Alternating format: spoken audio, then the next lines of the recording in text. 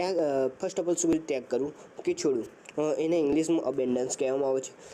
એ છોડવું કંઈ બી જૂનું ટેડી બિયર્સ થઈ ગયું, જૂની કાચ થઈ ગઈ, જૂના કપડાં થઈ ગયા, એ છોડવામાં આવે છે કે તો ત્યાગ કરવામાં આવે છે, એને ઇંગ્લિશમાં અબેન્ડન્સ કહેવામાં આવે છે। उसके बाद નાબૂદ કરવું, એને ઇંગ્લિશમાં કોઈ બી વસ્તુ જૂના લોની જગ્યાએ નવા લો આવે છે અથવા જૂના રૂલ્સની જગ્યાએ નવા રૂલ્સ આવે છે, એને ઇંગ્લિશમાં શું કહેવામાં આવે છે? અબોલિશ કહેવામાં આવે છે। ओके, उसके बाद देखते हैं कि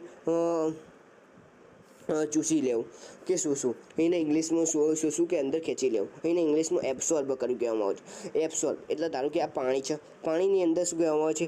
જે પાણી છે ને એ પાણીની જો પાણી શું કહે છે? આ જે રેત છે, રેતની અંદર પાણી શોષી લે છે, એટલે શું કહે છે? પાણીને શું એક જાતનું ચૂસવું કે શું એને ઇંગ્લિશમાં એબ્સોર્બ કહેવામાં આવે છે। ઓકે, અપશબ્દ, આ મેન શું કહે છે? આ જે वुमन છે, वुमन શું કહે છે? अपशब्द बोला છે, इसको हम क्या कहेंगे? अपशब्दों गंदी भाषा बोलने की, उसको हम एब्यूज़ कहेंगे। उसके बाद देखते हैं कि स्वीकारूँ कोई भी वस्तु, धारो कि रियलिटी છે, એ ધારો કે રિઝલ્ટ હતું એ મેં સ્વીકાર્યું, એક્સેપ્ટ કર્યું, કાં તો કોઈ બી નવું કાર હતું, નવું ઓર્ડર હતું એ મેં સ્વીકાર્યું, એક્સેપ્ટ કર્યું, ACCEPT એક્સેપ્ટ કર્યું કહેવામાં આવે છે। उसके बाद देखते સાચું હોવાનું કબૂલું, સત્ય હોવું માનવું, એને ઇંગ્લિશમાં એકનોલેજ કહેવામાં આવે છે। ઓકે, સાચું હોવું કબૂલું એને સત્ય હોવું માનવું। ઓકે, તેને તેની ભૂલ સાચી છે એવું કબૂલ, he acknowledged that his mistake was true।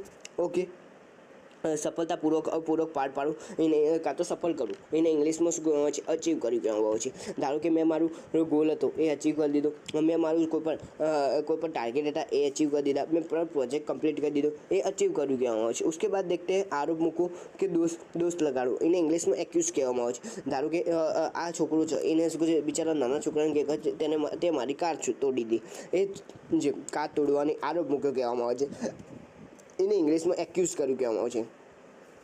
સાથ આપવો કે મદદ કરવી, એને ઇંગ્લિશમાં અ કંપની, અમે નવા વિદ્યાર્થીઓને સ્કૂલમાં સાથ આપીએ છીએ, વી accompanied the new student to school।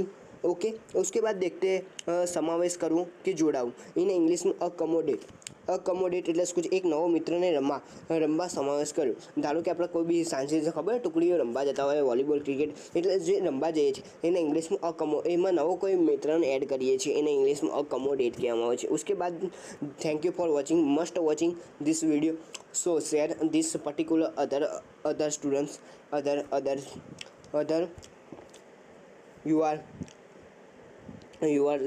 so please this is video is share of all